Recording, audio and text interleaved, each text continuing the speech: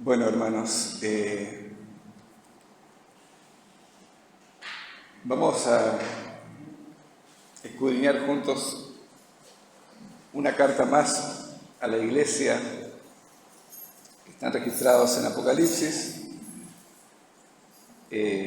Apocalipsis 2 y 3. Hemos estado viendo, hago un resumen rápido, que las cartas a las 7 iglesias podemos considerar que son una carta de Jesús a la iglesia que fue fundada por Él, o sea, tiene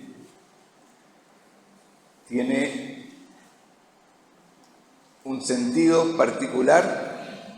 En todo tiempo la iglesia ha podido escuchar la voz de Jesús a través de estas cartas, que es un mensaje de Jesús a la iglesia. Es una revelación a través que fue recibida por el apóstol Juan, y la cual Jesús quiso decirnos cosas puntuales que necesitamos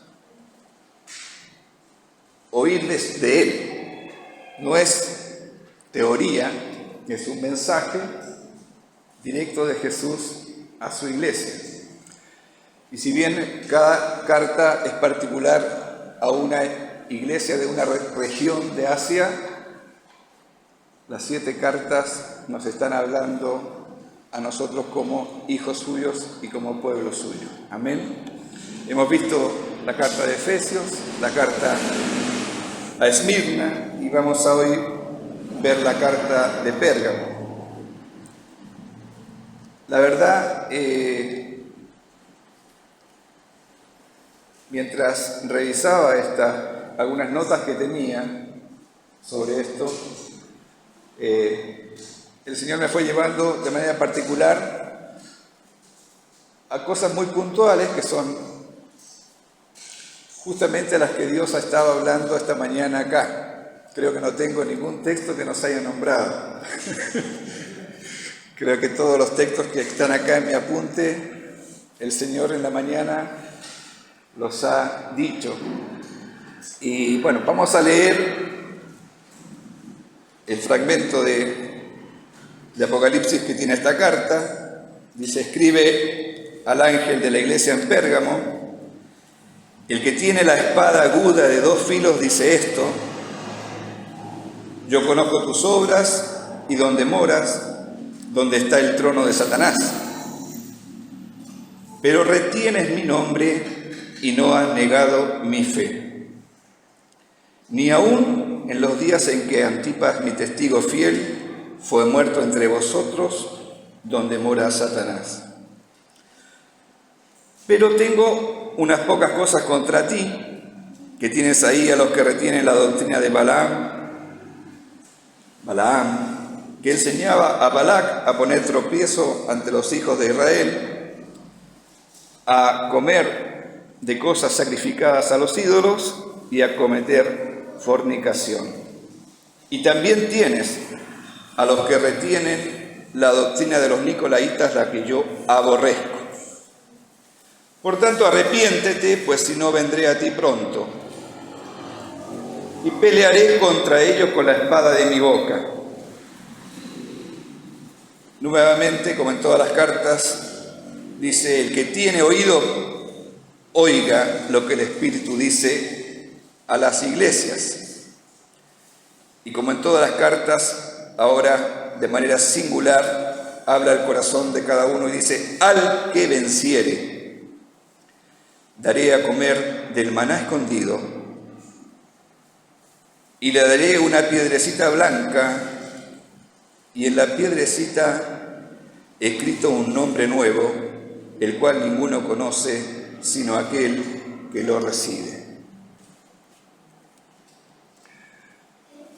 Bueno,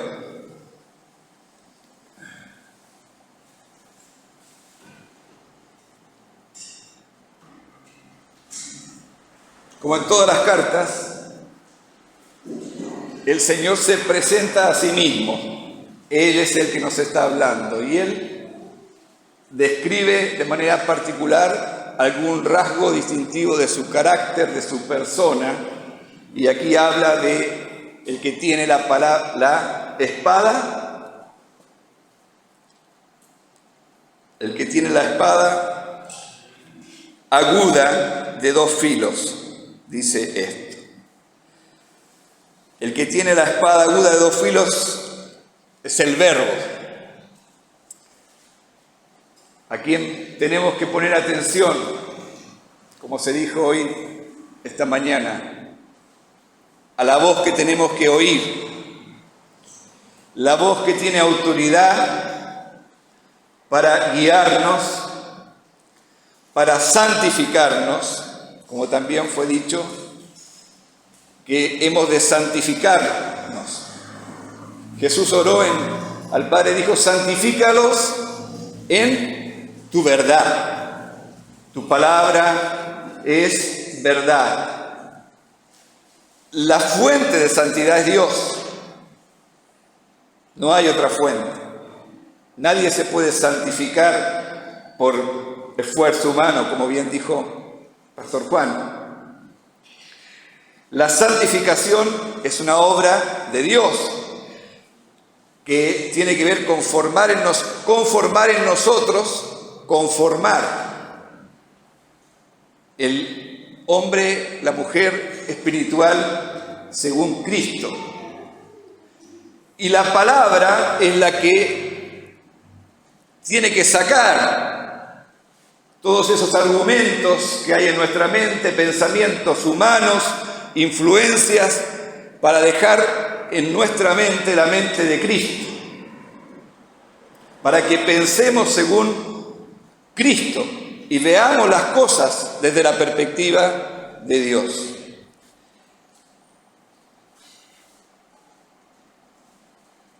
La palabra viva y eficaz, como dijo recién Juan, viva y eficaz, es eficaz, hace lo que tiene que hacer. Dice: mi palabra no volverá a mí vacía, sino que hará todo aquello por lo cual yo la envío. El tema es que nosotros tenemos que oír la palabra y darle a Él, a la voz de Cristo, a la palabra viva, la relevancia e importancia que debe tener para nuestra vida. Y Jesús dice: mis ovejas oyen mi voz. Y si oímos su voz, prevalece su voz en nosotros. Amén. Así es que tenemos que poner atención. Esa es la parte nuestra. Ir a la fuente, ir a Cristo, ir a esta palabra viva que los discípulos dijeron: ¿a quién iremos, Señor? Solo tú tienes palabras de vida eterna. Penetra hasta partir el alma y el espíritu. Necesito que la palabra de Dios rompa cosas y establezca lo de Dios. Dice que discierne los pensamientos y las intenciones del corazón, porque nosotros necesitamos que Él ordene nuestro corazón. No se trata de conceptos. La palabra de Dios no son conceptos, es vida. Mis palabras son espíritu y son vida. Y nosotros necesitamos que esa vida, esa verdad, descubra las intenciones de nuestro corazón. Porque tenemos un corazón engañoso. O sea, no podemos confiar en nosotros mismos. No podemos cada día confiar en nosotros mismos. Necesitamos que Él nos descubra y nos traiga luz. Que las tinieblas que hay en nosotros no prevalezcan. Dice la Escritura en Juan capítulo 1 que las tinieblas no prevalecieron contra la luz. La luz prevalece contra las tinieblas.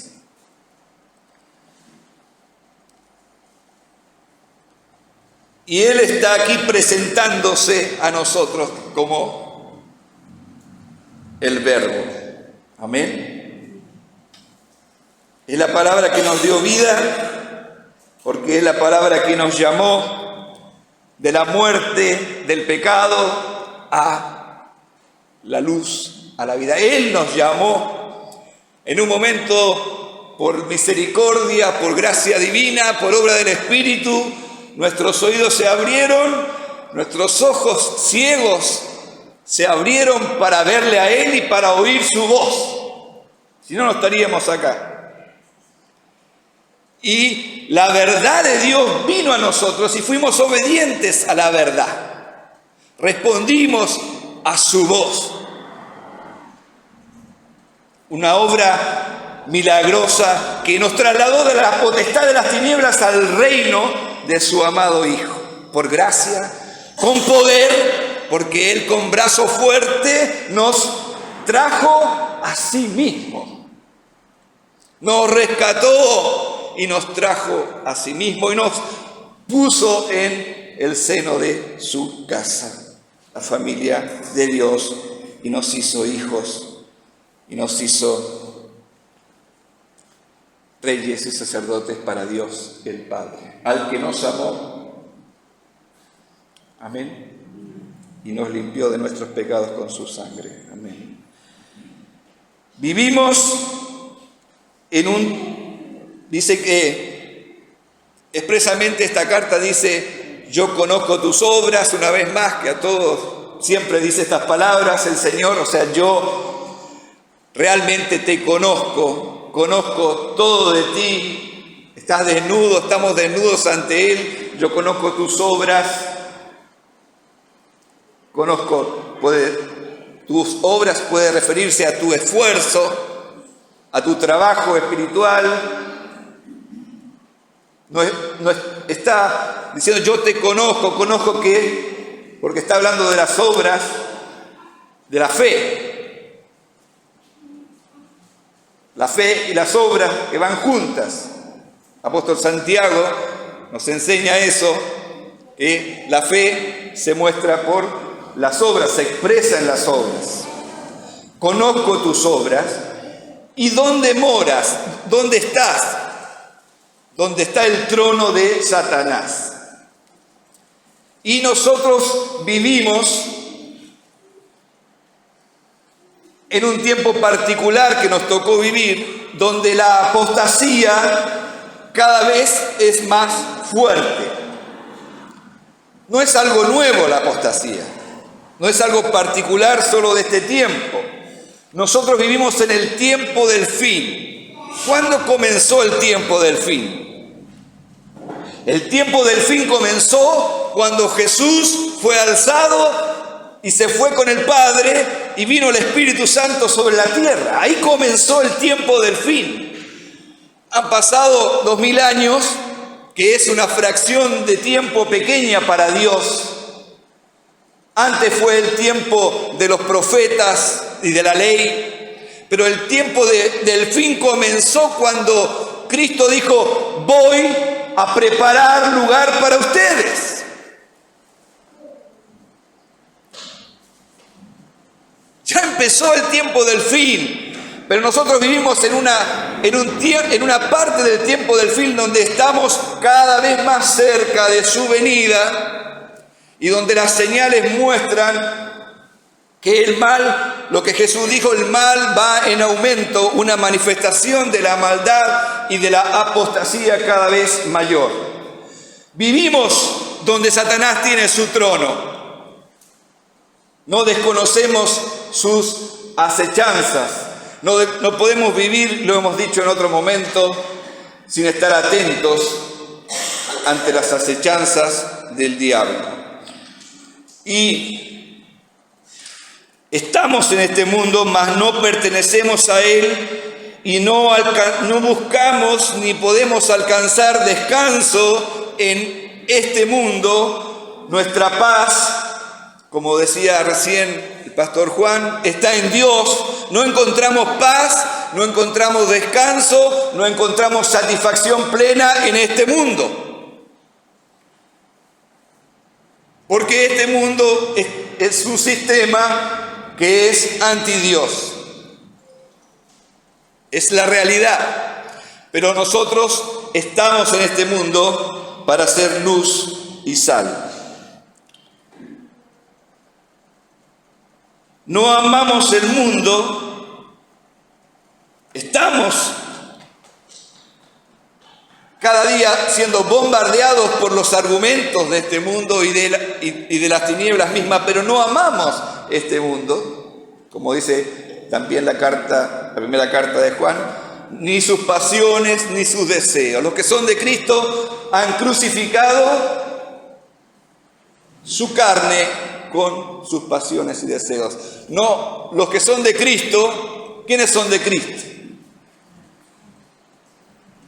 Somos de Cristo, que hemos nosotros conscientemente crucificado nuestra carne con las pasiones y los deseos. No amamos este mundo, pero no es algo que hicimos en el tiempo pasado cuando nos convertimos, es algo que hacemos diariamente. Diariamente decidimos amarle a Él por sobre todas las cosas, con toda nuestra mente, con todo nuestro corazón, con todas nuestras fuerzas. Los que son de Cristo tienen sus ojos puestos en Él. No amamos el mundo y estamos bajo esa presión. Y dice aquí, aunque estás bajo esta presión y aunque mi testigo, un mártir, fue muerto, o sea, alguno que fue atacado al punto de la muerte, aquí es algo textual, algo que sucedió, pero es como ejemplo, o sea, hasta qué punto debemos ser fieles, hasta la muerte, sé fiel hasta la muerte. Y yo te daré la corona de la vida. Dice, en medio de esta presión, no has negado, retienes mi nombre y no has negado mi fe. Es un abrazo del Señor que te dice, hijo, yo veo que tú no has negado mi nombre. En medio de cualquier circunstancia adversa, en medio de la oposición de las mismas tinieblas y en tiempos de oscuridad, porque nuestra vida, cuando transitamos por esta tierra, tiene momentos difíciles, momentos de oscuridad, momentos de ataques fuertes del enemigo, situaciones complejas que nos sobrepasan. Pero en todas esas circunstancias, a pesar de la opresión que podamos experimentar y todo lo que está en contra de Dios, retenemos su nombre. Amén. Retienes mi nombre. Retienes mi nombre. No sé si a ti te hace bien que Jesús te diga algo así. ¿O no te consideras que retienes el nombre del Señor? ¿Estás en Cristo? Si no estás en Cristo, ven a Cristo. Si no estás alineado, no estás firme, viene firme en Cristo, porque tenemos que permanecer en Él. El que no permanece en mí, como pámpano, es cortado, es echado fuera. Es fuerte esto, ¿no? Tenemos este llamado a retener su nombre, a permanecer en Él. Lo que decía Juan, a permanecer en comunión con Él, en intimidad con Él.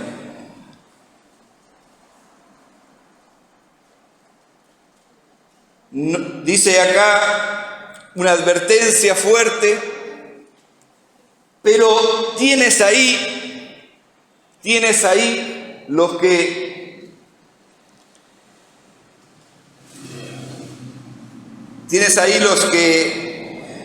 retienen la doctrina de Balaam, que enseñaba a los hijos de Dios, a los hijos de Israel, a sacrificar cosas a los ídolos y cometer fornicación. ¿Qué nos está diciendo el Señor? En todo momento tenés que estar atento, tenés que tener tus oídos atentos, porque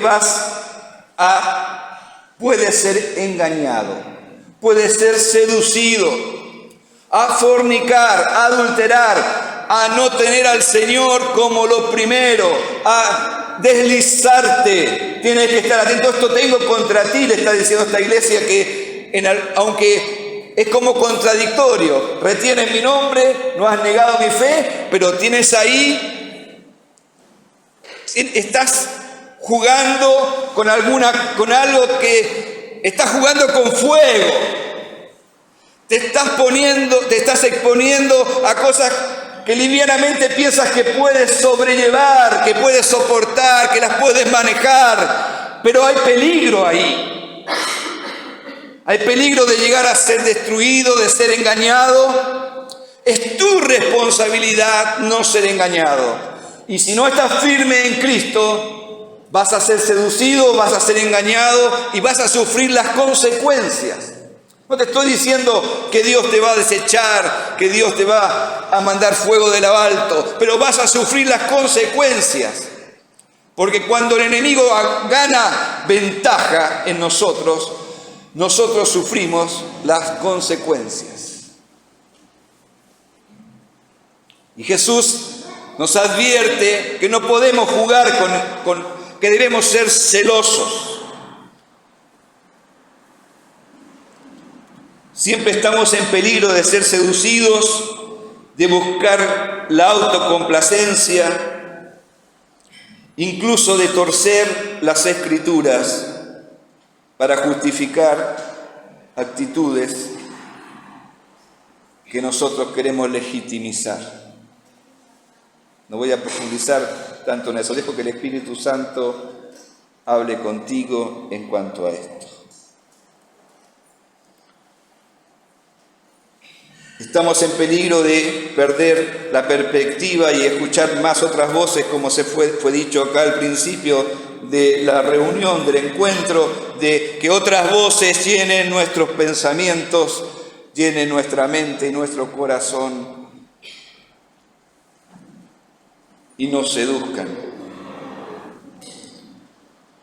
Eso nos va a deslizar de la genuina fidelidad a Dios, a quien pertenecemos. Porque con celo de Dios te he desposado con un solo esposo, dice 2 Corintios capítulo 11. Has sido desposada con un solo esposo. No puedes jugar, no puedes adulterar, ser amigo del mundo y amigo de Dios.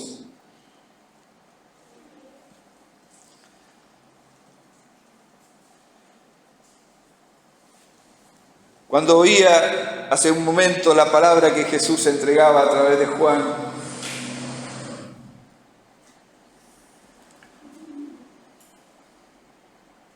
lo que voy a decir es solo una confirmación, porque lo que dijo el Señor fue muy fuerte. ¿Recuerdan lo que compartió, lo que habló el Señor hace un rato? Que Él está con nosotros. Jesús está contigo.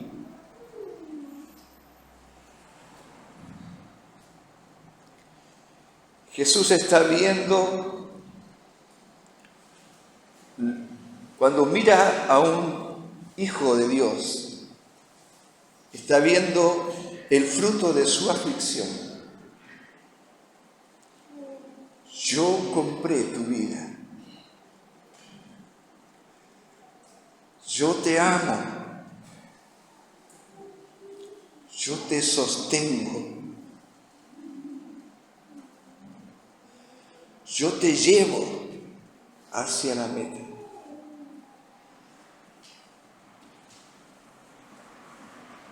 Yo te cubro, te protejo,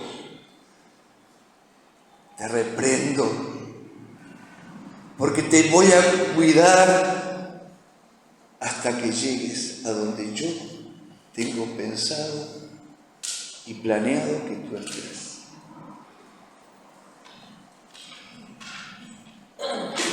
Él nos llamó, Él nos tomó, Él nos lleva a sus promesas. Está comprometido con nosotros.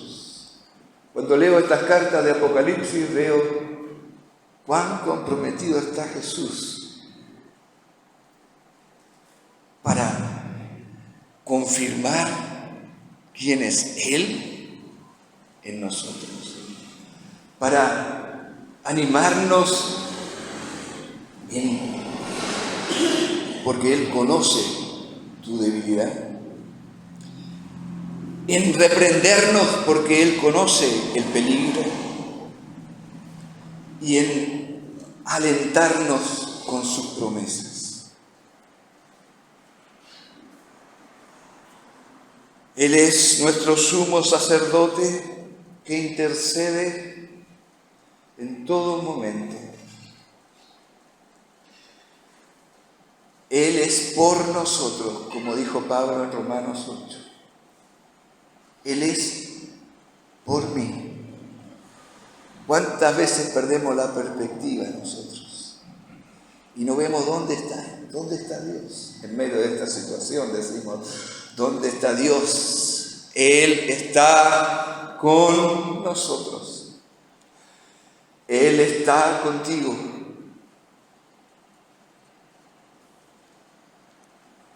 Él es fiel a su posesión adquirida, a su iglesia, la cual se va a presentar sin mancha, la cual se va a presentar a sí mismo sin mancha, ni arruga, ni cosa semejante. Comprometido está el Señor. Nos lleva a la meta y dice, por eso las promesas que da al que venciere, y nos está diciendo al que venciere yo le daré, es que está llamado para ser un vencedor con Él. Esto no es al que venciere porque se las pudo, como bien decía el pastor Juan. Al que venciere porque todos los recursos para vencer están en Cristo, en el Espíritu Santo que nos ha sido dado, que es el dinamis, el poder de Dios, para que vivamos en su voluntad. Al que venciere, al que abraza la gracia de Dios en su vida y se afirma en la roca que no se moverá, será un vencedor. Y hay una promesa aquí de un nombre nuevo escrito en una piedrecita blanca que tiene Dios escrito en los cielos. Un nombre nuevo. ¡Qué regalo más hermoso! Dan ganas de llorar. ¡Qué regalo más hermoso cuando el Señor te diga, ven, entra al gozo de tu Señor! En esto poco que te tocó luchar, fuiste fiel, en lo mucho te pondré. Y no estoy subestimando ninguna aflicción ni situación compleja de la vida, porque en nuestra humanidad hay muchas cosas complejas que nos toca enfrentar, que como dije recién nos sobrepasan, pero vuelvo a nombrar el texto que se dijo hace un momento, que pongamos nuestros ojos en Jesús. Antes de que diga esta palabra, Hebreos capítulo 12, poner vuestros ojos en Jesús, dice que debemos despojarnos de todo peso y del pecado que nos asedia y correr con paciencia la carrera que tenemos por delante. Dice, puesto los ojos en Jesús, autor y consumador de la fe, el cual por el gozo puesto delante de él, sufrió la cruz, menospreció el oprobio y se sentó a la diestra de Dios Padre. Ponemos nuestros ojos en Jesús y dice, considerad aquel que sufrió tal contradicción de pecadores contra sí mismo para que vuestro ánimo no se canse. Cuando estamos agobiados, ¿a dónde tenemos que mirar? A Jesús. Jesús, y de ahí de poner nuestros ojos en Él, viene la fortaleza para asumir lo que teníamos que asumir y enfrentar las situaciones que tenemos que enfrentar en fe. Que fe no solo es fe, es certeza,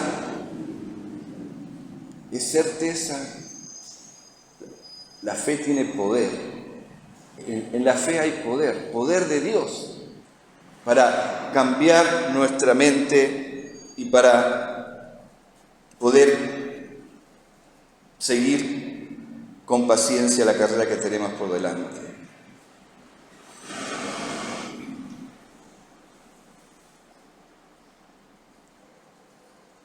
Dice la Escritura que ahora vemos oscuramente, mas entonces veremos cara a cara.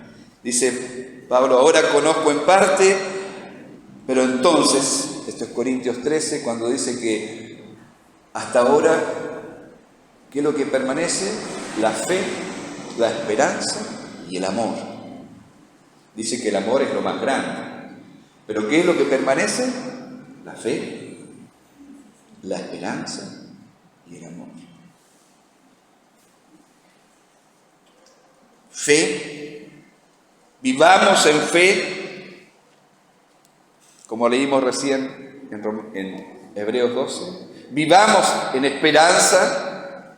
Si quieres, nos remontamos a Romanos capítulo 5, cuando dice que la esperanza no avergüenza.